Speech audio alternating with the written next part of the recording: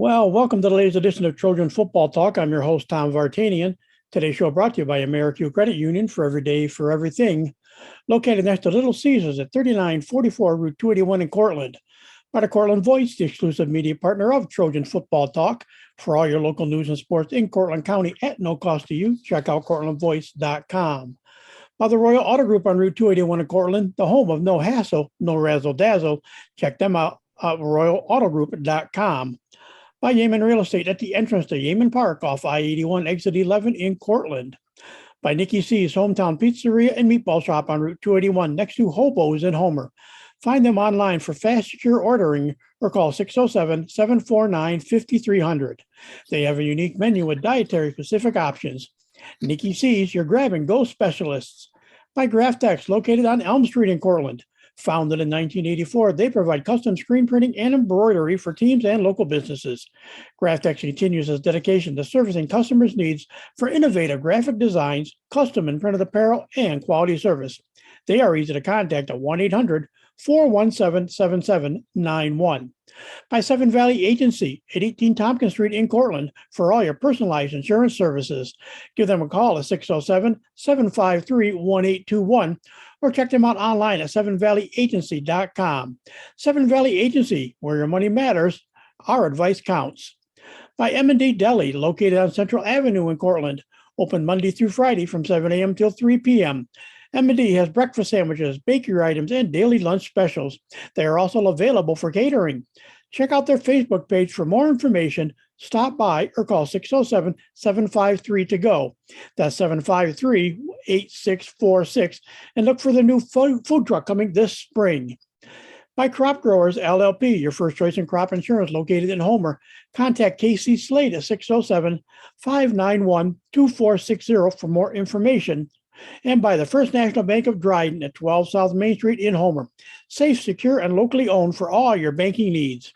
For more information, stop by, call 607-662-4179, or check them out online at drydenbank.com.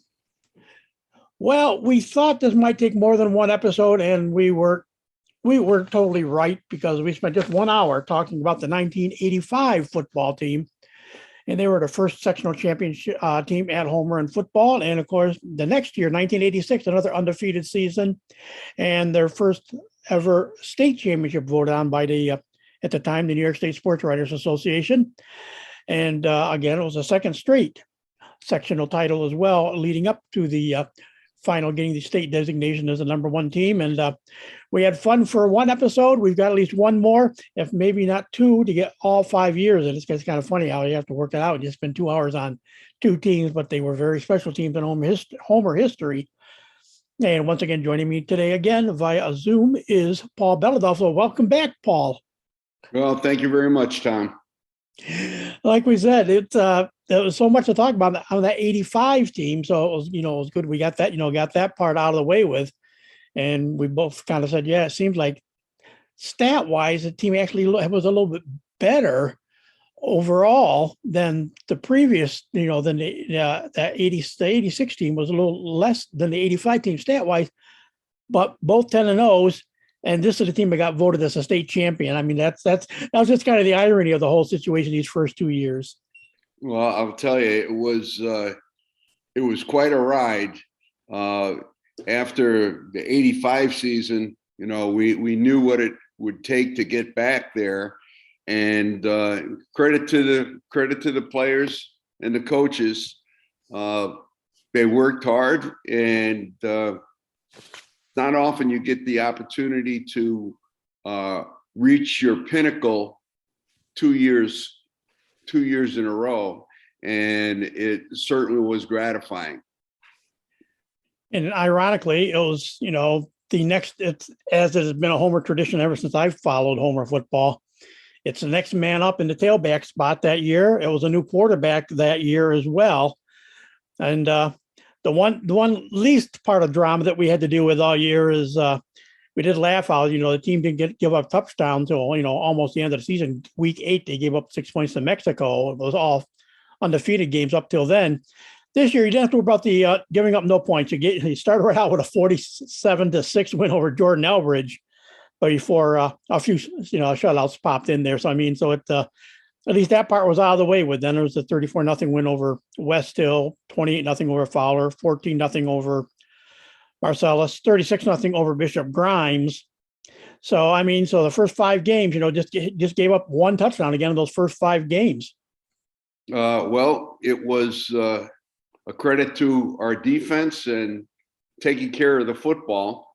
And, we finished with that particular year, we finished with 7 shutouts. And that's a pretty tough task. Every time you go out to try to get a shutout, but that's what our defensive goal was every single game. We had a goal board, and we would put up what we thought we would need to win, with special teams and, as far as field position goes and turnovers and return yardage. And it all just added up to, victories after victory. And, I don't want to say that we were spoiled, but boy, I'll tell you what, it's nice being on top of the mountain instead of looking up. But then week 6 rolled around, and you gave up almost as many points in one game as you did the whole previous season. It was still an easy win over Phoenix, 50-10, but actually a team had the audacity to score twice on your defense. Yeah, well, sometimes it happens. And I mean, when you're up by so many points, sometimes you kind of let down a little bit, and it doesn't take much, a slip or a blown coverage, and but we try to keep those to a minimum, and we succeeded in that. And then, of course, 45-0 over Skinny Atlas, and took out the beating on the Mexico team that scored against you the year before, 55-0 this time around, the second time around, and then a 15-0 win. Again, Flyway always played Homer tough, even though 90% of the time Homer was winning the game. There's just always something about Solve that, kept games interesting, but again, it was still a 15-0 win to set up the trip to the Dome. Yeah, that was a tough, hard fought game. I knew defensively we were solid versus their running attack, and they played us in a new defense that they hadn't shown the whole season. They played us in a 7 diamond. So to be quite honest with you, it was an 8-man front. And that's tough to run against. But once we established ourselves that we were in control defensively, and we were up by 2 scores, we played very, very conservatively, knowing that we wanted to keep the shutout and get ready for playing the Tri-Valley, which was going to be Hal and Patton the following week in the Dome. So as this season was unfolding, setting up, the trip back to the sectional finals, like I said, a new quarterback this year, Tim Perfetti was quarterbacking, and also I know Matt Ryder got a few snaps at the quarterback, but he was mainly the quarterback 87-88 for you. And like I said, Bruce Turner was gone, but it was his backup from the year before that, stepped right in and started, carrying the ball well and playing very well. And that was Fabrizio, jumped into the mix as your running back, but also he had his backup who ran for over 600 yards in his own right, and would go on to have another good year or so after that. Now, of course, after that was, I'm just trying to find, my notes are all over the place here today. I don't know why they are. But they are. Yep. It was, like I said, like we said, we started out with Derwin Pitts, came out, but Nick Fabrizio, 957 yards that year. And like we said, Tim Perfetti, taking over the quarterback reins that year. Well, was it like it? Just like you said, same guy, just some different names, but still same success. Well, two different style quarterbacks as far as Dave Medeiros and Timmy Perfetti. Both were very, very good as far as their ball handling. Dave Medeiros was a little bit better as far as his footwork went, and he was fleet of foot. And we had some more rollout type action for him than we did with Tim, but we used a lot of play action with Tim. And probably our best, or one of our best plays, obviously, is what we called our boom pass. And everybody would load up on on the tailback. We would fake a double lead to the tailback and then leak someone out into the flat. The tight end would run a flag route, and the backside split end would run what we would call a skinny post, and we would read from deep to short. And once that linebacker stepped up, that outside linebacker stepped up, or they rolled the corner, it's just like shooting fish in a barrel. Somebody's got to be open, and everybody would load up versus our run, which was the boom, and then we were able to execute it very, very well. We also incorporated quite a bit of preset and motion, but we still ran the same plays.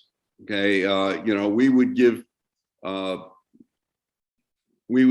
the defense fits by running the same boom play, and we could run it out of 22 different formations. Okay, it sounds like a lot of verbiage, but it's really not. But we would end up in slot left, and then we would motion, and then we would just run the boom to the right side, or we would be in pro left, and then we would flip our formation, sending the tight end over on the right side, backing up the split end. And it kind of paralyzes the defense when you shift, because all their keys just changed, and we're going to snap the ball in a hurry to cause that defense some hesitation. So for the year, like I said, wasn't a team that threw the ball out anyway. It's only 54 passing attempts by Tim Perfetti for 34 completions, 7 touchdowns, and 503 yards. And I think the team threw for just over 600 for the whole season. So again, a lot of it, the passing was there, but again, it was more geared still to what Homer's been known for, power football, running the ball. Well, that's for sure. And I'll tell you, when we were in camp, those tailbacks worked real hard. And because they worked so hard, they just got better and better. And they knew that if you were a Homer tailback, you were going to carry the mail. All right. And you were a marked man. And to be quite honest with you, all right, our practices were tough. Okay. And that made us even tougher, with the league season and our sectional game as well. Nick bided his time and was pretty adept using both the boom and our tailback counter, that we would show power one way and we would run it back to the weak side. So that certainly helped us out. And mid-season, we added a little wrinkle to the offensive line. by going unbalanced, which we hadn't shown for a great deal of time, and that offensive front just took the line of scrimmage over when we added that additional lineman. And we said, so for the fourth, except for his 2 years as a tailback, Nick Fabrizio finishing with 1,154 yards. So pretty much balanced both years, as far as, his, did, obviously still more yards that, the second time around there as a senior. And then, like you say, we worked in, Derwin Pitts worked in and got about, I think, 500-600 yards in his first go around early with the varsity. What was Derwin like as far as, a runner? Derwin was shifty. We instituted getting him out in space more than just running inside the tackles. We put in an entire sweep game just for him off a toss, and we would pull both guards at times. Sometimes we just pull a tackle, and we would lead up and in with the fullback.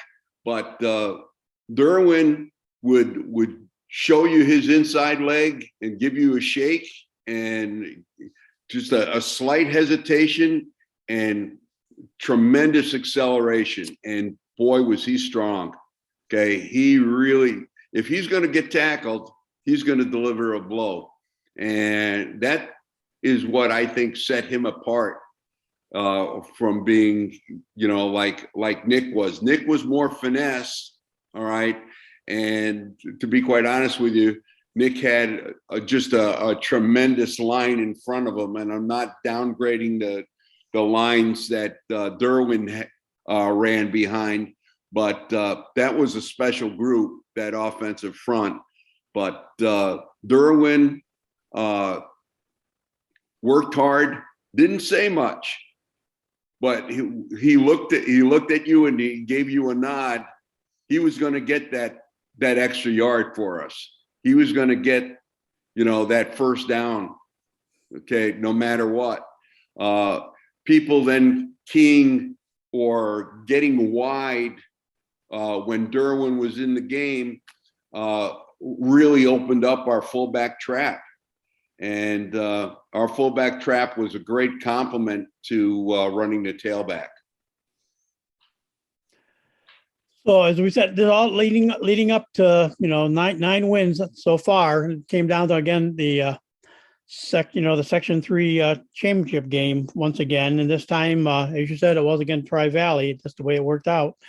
Holland Patton, and talk a little bit about that return trip to the Dome, and then, of course, like we say, Homer coming out with a 44-7 win to finish a second straight 10-0 season. And this time they got the vote to be the number one team in New York State. But a lot of guys had been there the year before. I mean, you did lose some guys being seniors from that 85 team that went to the Dome, but, got some returning players and some new faces into the Dome for the first time. What was it like the second time around going into the Dome for playing for a sectional title? Well, the second time around was easier only because we knew what to expect. It was a brand new experience for us in '85, as you had mentioned, and for '86 we had set our goals, and we met our goals, and it was time to go to work. Versus Holland Patton, and we were fortunate enough to be able to personally scout the Tri-Valley after our win versus Salve, because Tri-Valley played all their games on Saturday afternoon. So rather than just have a tape exchange, I was able to, see them in person. And obviously they won their Tri-Valley League. I was really impressed with their quarterback, and whose name escapes me right now. But he went to East Tennessee State, so you knew that anybody coming out of the Tri-Valley and getting a scholarship certainly had to have quite a bit of ability. But one aside was their split end. His name I remember, it was Murtaugh, and we saw that he was the number one. He was the number one target for the Holland passing game, and we knew that we would have to, take him out of the game one way or the other. All right, and that task fell to our cornerback Mark Yakovone, and I could remember telling Yak that when he steps on the field, I expect him to be hit. Okay, of course, legally. All right, and Mark did such a tremendous job on him that I think he had like 2 catches for less than 10 yards. And we were kidding Yak that he would have to follow him into the locker room, to make sure that we continued to cover him. But no, we did a nice job, and we took over the line of scrimmage very quickly. And Nick had a great day running, and the rest was history. That we got the mythical New York State small school championship. So we were extremely pleased, and tough act to follow. That's for sure. Was it a situation during the year? Because I know, like you say, there was always the weekly newsletter that Neil Kerr put out, and there was the weekly rankings. As you said, you finished third the year before in the final state polls.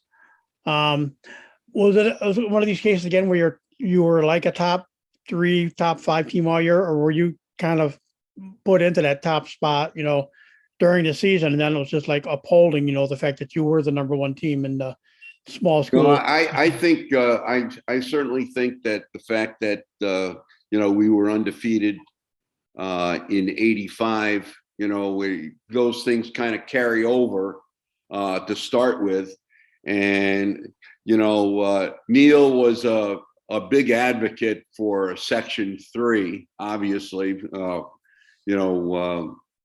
Writing for the Post Standard, and he liked to pump up the Syracuse area, or the Section 3, and we fit the bill. We certainly fit the bill, and he did a couple of features on us, one in preseason and one during the year, in which he remarked that the whole community was such avid football fans, and he made a comment and said, "Well, I'll tell you what, if I was a burglar, I would certainly approach Homer on an away game, all right, on that Friday night, because no one would be left in the town." We traveled well. The players enjoyed the support of the student body as well as the community, and we just kept on building.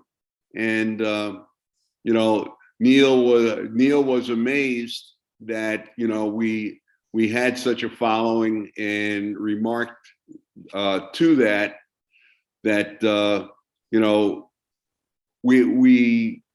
we had it rolling. Okay. And when you think about it, even though the following year, we made it to the Dome and we lost to FM 10-7, FM, quite a larger school than we were, but it's still, that's the way it worked out. And we had our opportunities. But you know, again, it's not the X's and O's all the time. It's the Jimmies and the Joes, and our Jimmies and Joes were better than our opponent. What was the community support like back in those mid '80s? I know what it's been like, since 2000. I know how the people, the businesses, the community, like you say, the students get behind the teams and travel well. The parents do. What was the community support and the community like back in the late, '85, coming up to the 1990s, during your stint as the head coach? Okay, well, to be quite honest with you, there were numerous merchants in downtown Homer. Would put up pictures of the Trojan players of the week, or the Homer Men and Boys defensive player of the week. So there was an identity that our players had within the community.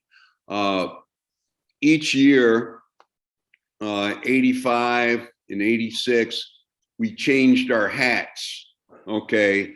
I was a big proponent of, I love gray. Okay. So our hats were gray, and they matched our new pants, as far as, gray with our blue and white stripe down the side. And our jerseys spelled our name right across the front, basically like Michigan State at times. We would pump up the kids a little bit with little t-shirts and so forth to, that year we were wearing our 48 t-shirt. Our 48 t-shirt was for 48 minutes of Homer football. And that's what we aspired to, try to get out of our players all the time. We always said it's 48 minutes of effort, and one play at a time. You win enough of the battles, you win the war. But we had quite a following, getting back to your original statement, as far as with the community goes. We had a situation where, the community on a pep rally night would come out, and the cheerleaders would do their thing, and players were excited to play for the fans. And I think, they captured the energy of the community, as well as their ability, to play. And, we thought that, with our character and what we were preaching all the time to the players, that the community was behind them 100%. And, they were supportive, and they were classy as well. Nowadays you read about, parents getting upset and so forth when, something doesn't go right on the field or with their child and so forth. But we didn't have that. We didn't have that problem. I'm not just saying that it's winning causes everything to be smooth, but it certainly does help. I think the players, as well as the community, had faith in the product that we put out there. And it's a credit to the players and the coaches. And of course, it's really nice, looking up in the stands and seeing your entire community there. It's kind of chilling. And when we were at the Dome, we had from from goal line to goal line on our side, there wasn't a seat available, and that's saying quite a bit for Section 3 football. Yeah, I know Gary, good thing Gary Basilic and I talked about after this year's run in the section. There's a guy who's works at the Dome. He's been there for many years, and I think he's one of those that's down like where the team comes in to the Dome and stuff. I think that's where he said the guy was, but he's an older guy. He's a lot older now. But Gary said the one thing he said, he always said that it seems like it was always good when Homer was in the finals in the Dome because they always seem to have one of the biggest crowds of all the games that whole weekend. Yeah, well, there's not an awful lot of things to do in Homer, but we're glad we provided certainly an outlet for that crowd. Like we talked about, 85, knocked on the door being the best team in the state, 10-0, ends up being voted number 3 in the state. What was it like when you finished this season and they got through all the playoffs and all the sections, and all the state tournaments and everything, and you guys were notified that you were the number 1 team in the state for the year for small schools? And again, that's not just, the Class B number 1 team. This is back in the day, the small schools, it's B, C's, and D's pretty much were lumped into the small school rank. What was it like to get that letter? I don't know how much email was back in those days, but letter or a phone call that you guys were the number 1 team in the state. What was that day like? Well, that day was certainly memorable. I received the call from, you would guess, Neil Kerr, and he said, "Well, the rankings are going to come out. You should probably have the sports writers poll in your hands within 2 days, and at that time it will be published. But congratulations to you and the staff and the players, as well as the school, that you are the mythical number 1 small school in the state of New York." That particular day, we had a quick meeting with the team, let them know what was going to be happening as far as our banquet was going to, take on a little bit more excitement, perhaps. And we did that at the end of the month. At the same time, our players, our athletes, were making a quick transition to they're looking at their watch as I'm talking, and I'm enjoying the moment. But coach, we got to get to basketball practice. We got to get to wrestling and so forth. And it just goes to show how focused they could be. We'll take our plaudits, okay, but coach, we got to work. We got to start working for the next season. And Homer being such a small school, all right, doesn't have the luxury of just specialists. We had athletes. They were 2 and 3 sport players. Rarely did we have anyone who was just a football specialist. So with that number 1 ranking, I didn't realize this. I just started looking at things now. There's never been a streak like this in progress. At this time, when you guys were voted number 1 at 86, that was the 7th straight year that Homer did appear in the final state rankings. 1980, 81, there were honorable mentions.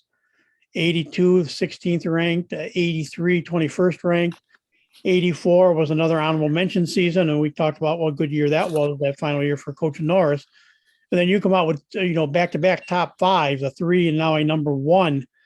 So I mean, that says a lot. That shows kind of again where the team was building that reputation throughout the state of being a good program because there's no other streaks have been that many years in a row. Right now, yeah, as far I haven't really gone ahead and looked at. I got to go back and double check some of these from the 2000s. I mean, there was I get it right now. I just don't have where their final rankings were since.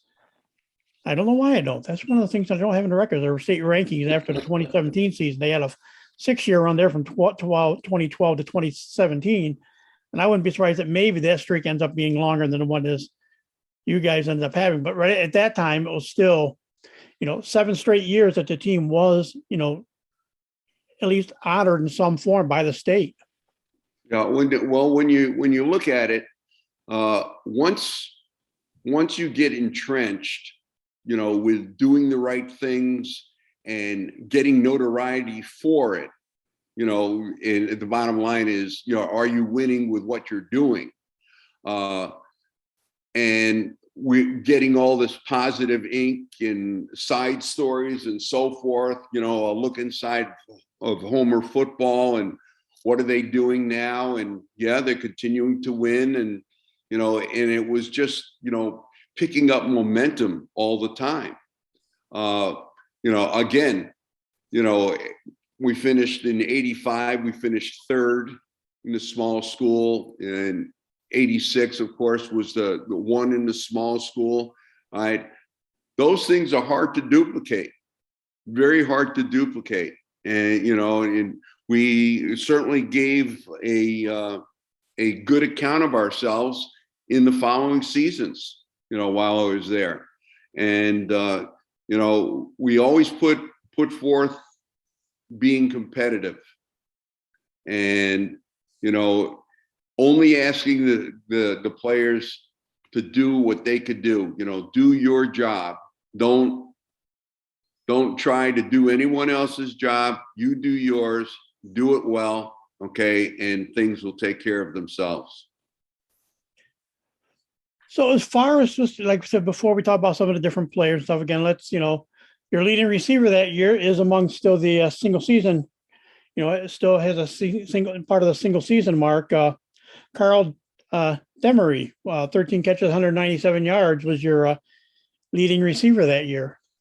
Yeah, as you said, we threw for a little bit over 600 that particular year, and Carl happened to be, the recipient of some real good tailback play, and he was able to run some pretty good routes. He was a basketball player for me also, and had tremendous hands. So if you would throw the ball near him, he would catch it. And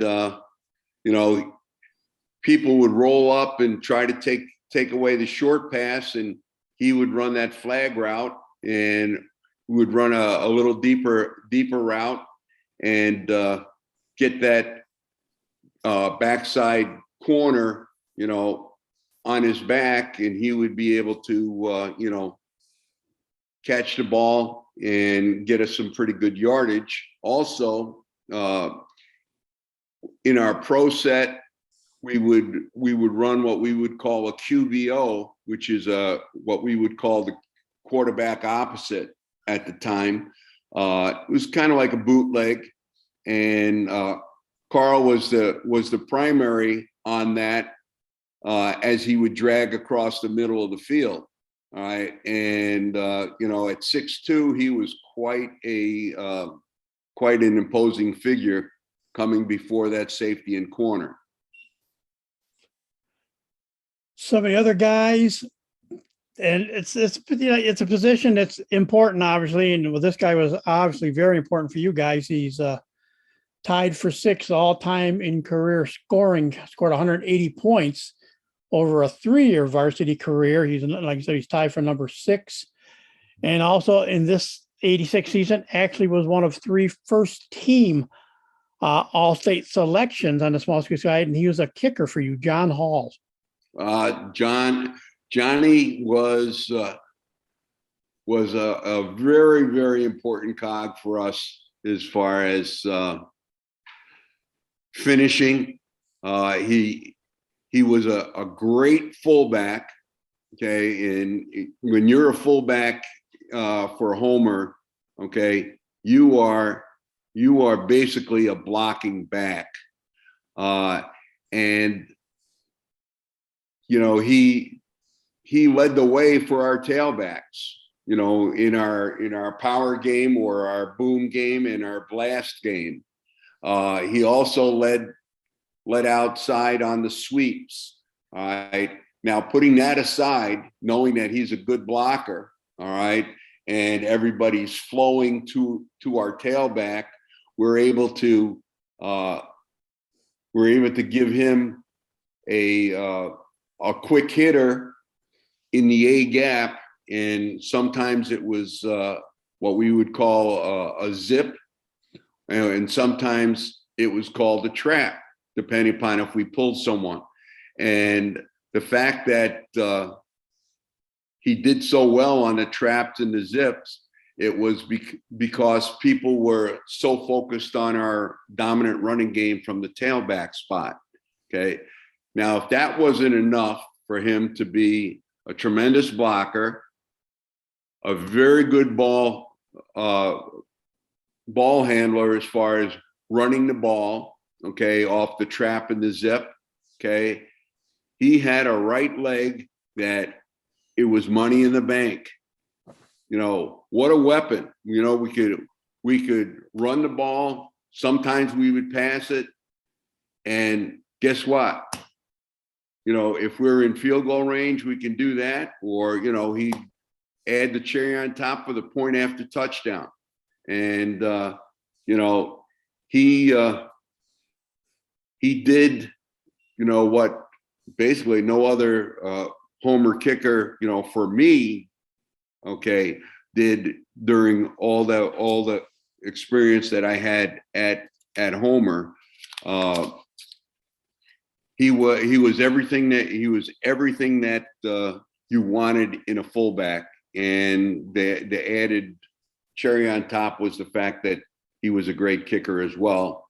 Set the table for our defense by placing the ball deep, and we would run stats, and it said if we would in high school football, if your opponent started inside their own 30, they were less likely to score.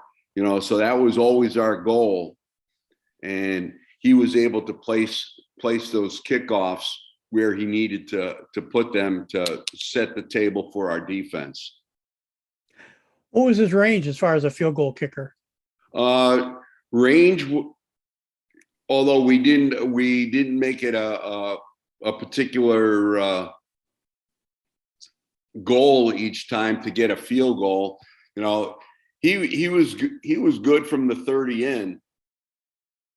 And to be quite honest with you, our offense was so prolific, that we really weren't going to kick a field goal from the 40-yard line or a 40-yard field goal or anything else like that. But if we stalled inside the red zone, I had no druthers at saying, okay, let's kick it. Well, see, I know it's really kind of started kind of in the 70s. They call them back then the soccer style kickers, not straight on. Was John he was a soccer style kicker. He was a soccer style. He was. And when he had that heavy leg, but he could move it. Okay. And he did a fantastic job, in doing our kickoff and extra point. As far as other guys that you're on the All-State team, of course, we've talked about your running back, Nick Fabrizio, was a 5th team selection. And then you talked about how guys had to be the blockers, and also you had that great offensive line again, and the blocking that John Hall did. PJ Dwyer was an offensive guard. He was a 4th team selection as an offensive guard. And this other guy repeated as an All-State selection. He was a 4th teamer on the defensive side of the ball in 85. In 86, he was a first team selection as an offensive tackle, Mike Jasper. Yeah, Mike was right next to PJ on that right side, and we made a living running there. Yeah, whether it was a 42, 44, 46, everything. We numbered the holes even to the right and odd to the left, and to make our terminology easier. Okay, so we would be able to communicate. We always had a number for our running back, whether it be 1 through 4. We always had a target hole. Doesn't mean it was always going to get there, but the 2 hole would be between the guard and the tackle, etc. And we would look and have a descriptor, but we were going to run a 30 trap. So that would be the fullback running the 0 hole and trap blocking. So everybody had to listen, and everybody had to be on the same page to run a successful play. PJ had great feet, didn't weigh an awful lot, but he had great feet and always got his head to the inside where the football was going to be. And I can't tell you how many times John Hall ran right off his tail right to the safety because it was such a quick hitter. And Mike Jasper made our coaching staff, okay, great coaches, all right, because he was an anchor. We could run anything right behind him, and he was going to get some movement on that line. We always said it doesn't matter if they know we're coming, okay, at a particular place, as far as the hole went, okay, as long as we blocked it properly. Okay, if we block it properly, you could put 6 guys there, and we should still be able to make some yardage. All right, and our tailbacks, okay, didn't think it was all them.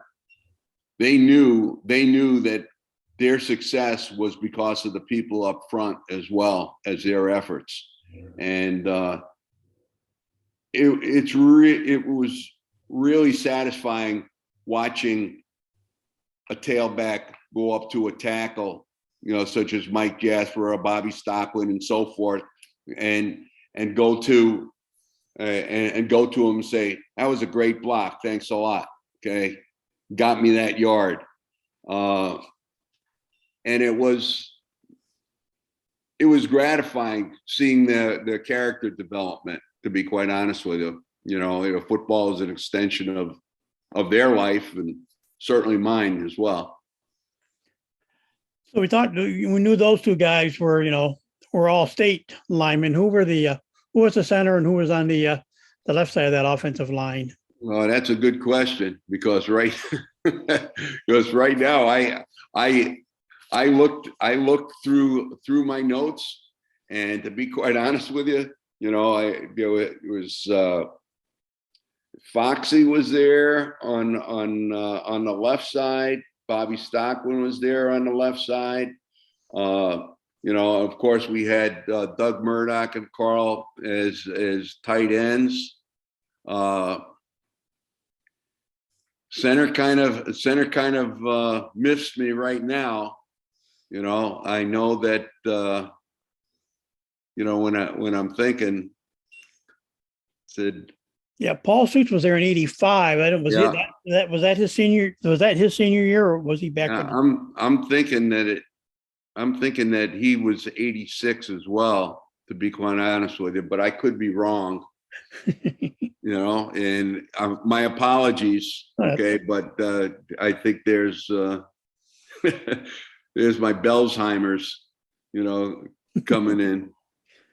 Well, we do have one other offense or one other first team all-stater there. We mentioned John Hall and Mike Jasper, and all I've heard, you mentioned it last time we talked, and a few guys that have played with him mentioned there was nobody like him, but he got voted as a first team linebacker in '86. Dirk Van Patten. Oh, Dirk.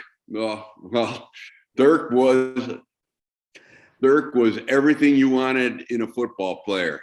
He was tough. He was hard-nosed, and he came ready to play. That's all I can tell you. Is when he stepped over that white line and snapped the chin strap up. Okay, you knew that he was there to play, and the people up front, in the scheme that we were running a 4-4. Doesn't mean we stayed in that all the time, but that was our base. And we went to that because we didn't have to adjust. A lot of people were, starting to experiment with 3 wide receivers and so forth. And we wanted to keep it simple, own the box, so we would stay in like a 4-2 front, and then we would widen out our linebackers. Our linebackers were kind of like hybrids, but Dirk was in the middle, and he had free reign. Wherever he wanted to go, he could go, because he would be around the foot. He had a tremendous nose for the football, just absolutely tremendous. And I'll tell you what, if we didn't have Nick and Derwin, okay, Dirk would have been our tailback, okay, because he could be a fullback if we needed him. He could be the tailback if we needed him. He was a player, and he did a tremendous job as far as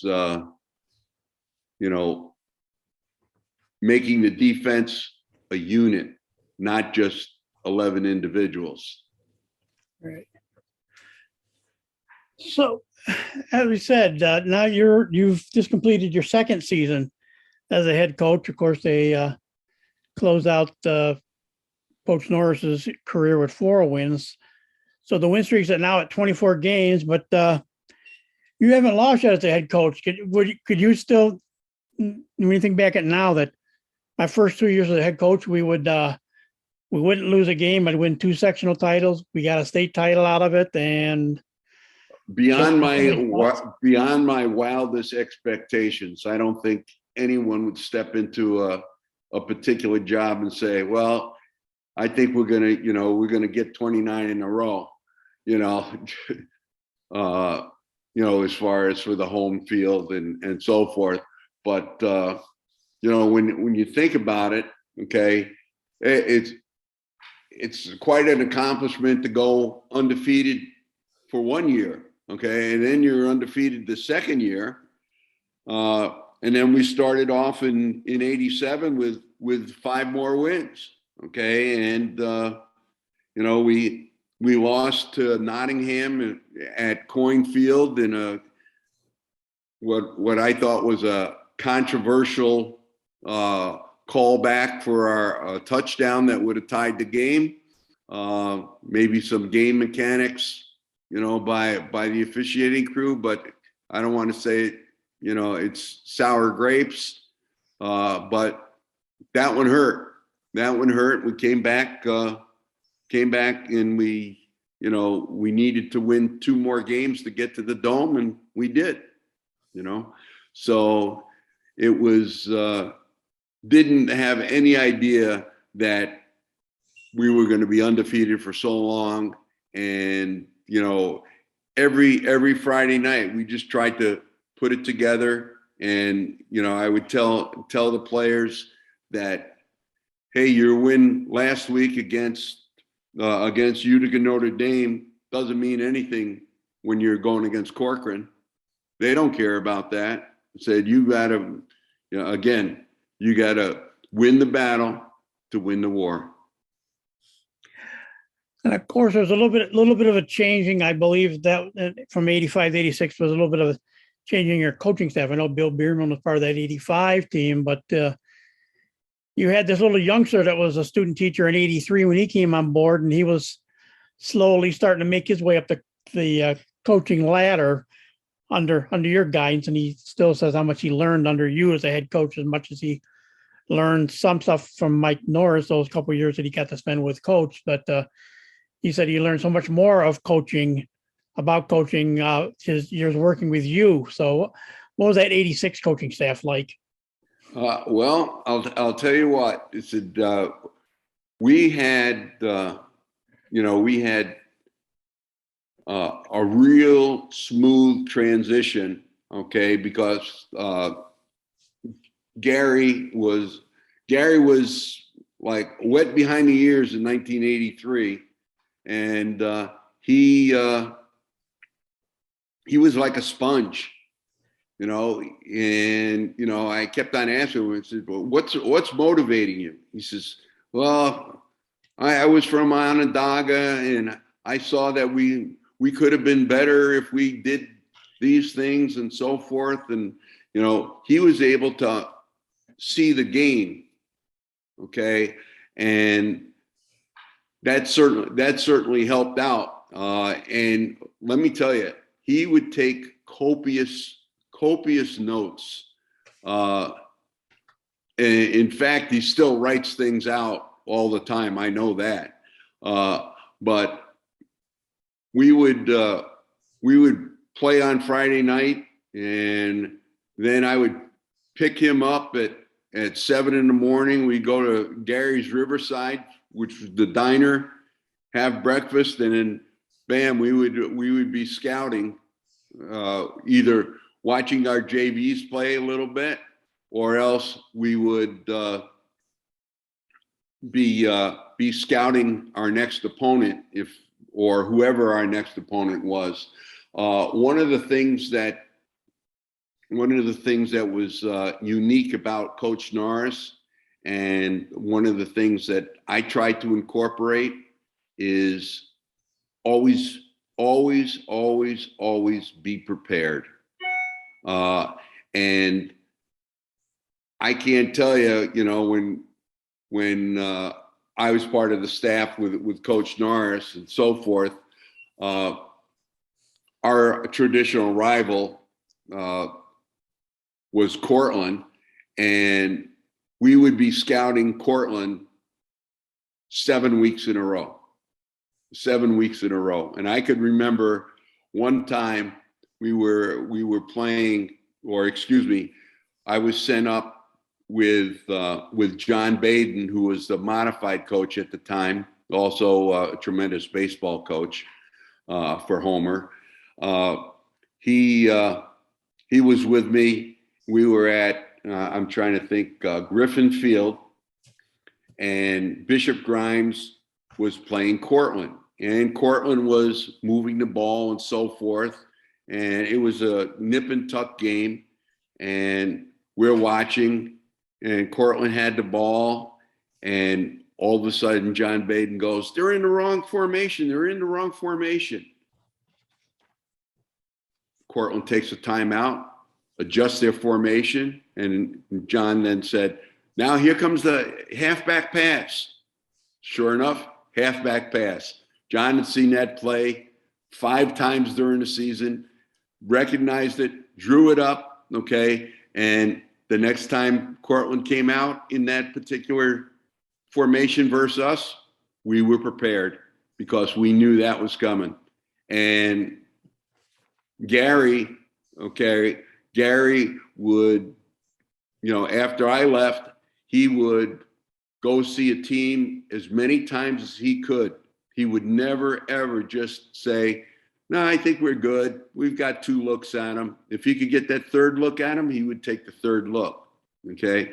So, he was an avid student of coaching. You could certainly say that. sometimes I would get a little bit, just a little personal aside. Sometimes I'd get a little vexed with Gary because he would talk so much. Gary, we need more reps. Stop talking. Coach on the go. And that was, Gary would probably laugh over that just as you are now. But it hasn't changed much. No, he could talk the ears off an elephant. I'll tell you. But no, but he worked at continuing what we had built from Coach Norris. If I'm the bridge, okay, when the bridge left, okay, somebody has to engineer the rest of the track, and Gary certainly did a nice job, or has been doing a nice job. I don't want to send him out to pasture yet. Yeah. All right. Well, Coach, as we said, that the hour went by fast in 85. The hour has gone by faster in 86. So, like I said, this will be a 3-part deal. So what we'll do, we'll close out this portion, part 2 of Paul Belodoff with that 86 stories, and we'll go on and talk about we'll do one more. We'll do another one and talk about your other 3 years of coaching, including, of course, Homer's punishment for winning 2 sectional titles and a state title and back-to-back years and being undefeated. We'll talk about that the next time we chat. So again, Paul, thank you for taking time to talk to us today. Thank you. Appreciate it. And that will do it for this edition of Trojan Football Talk. Today's show brought to you by American Credit Union, for every day, for everything. Located next to Little Caesars at 3944 Route 281 in Cortland. By the Cortland Voice, the exclusive media partner of Trojan Football Talk.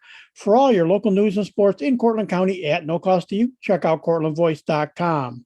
By the Royal Auto Group on Route 281 in Cortland, the home of no hassle, no razzle dazzle. Check them out at royalautogroup.com. By Yemen Real Estate at the entrance to Yemen Park off I-81, exit 11 in Cortland. By Nikki C's Hometown Pizzeria and Meatball Shop on Route 281 next to Hobo's in Homer. Find them online for fast, secure ordering or call 607-749-5300. They have a unique menu with dietary-specific options. Nikki C's, your grab-and-go specialist. By Graftex, located on Elm Street in Cortland. Founded in 1984, they provide custom screen printing and embroidery for teams and local businesses. Graftex continues its dedication to servicing customers' needs for innovative graphic designs, custom and printed apparel, and quality service. They are easy to contact at 1-800-417-7791. By Seven Valley Agency at 18 Tompkins Street in Cortland for all your personalized insurance services. Give them a call at 607-753-1821 or check them out online at sevenvalleyagency.com. Seven Valley Agency, where your money matters, our advice counts. By M&D Deli, located on Central Avenue in Cortland, open Monday through Friday from 7 a.m. till 3 p.m. M&D has breakfast sandwiches, bakery items, and daily lunch specials. They are also available for catering. Check out their Facebook page for more information. Stop by or call 607-753-8646. Look for their new food truck as well, coming in the spring of 2022, which is this spring, of course.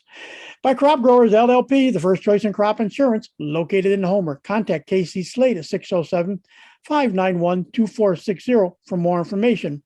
And by the First National Bank of Dryden at 12 South Main Street in Homer. Safe, secure, and locally owned for all your banking needs. For more information, stop by, call 607-662-4179, or check them out online at drydenbank.com. So once again, thank you for my guest joining me once again, Paul Belodoff. We've got 2 of his 5 years in the books now in 2 episodes. So we invite you back for part 3 that will be coming up soon as well. So for Paul Belodoff and yours truly, Tom Vartanian, thanks for listening, and we'll talk to you again soon.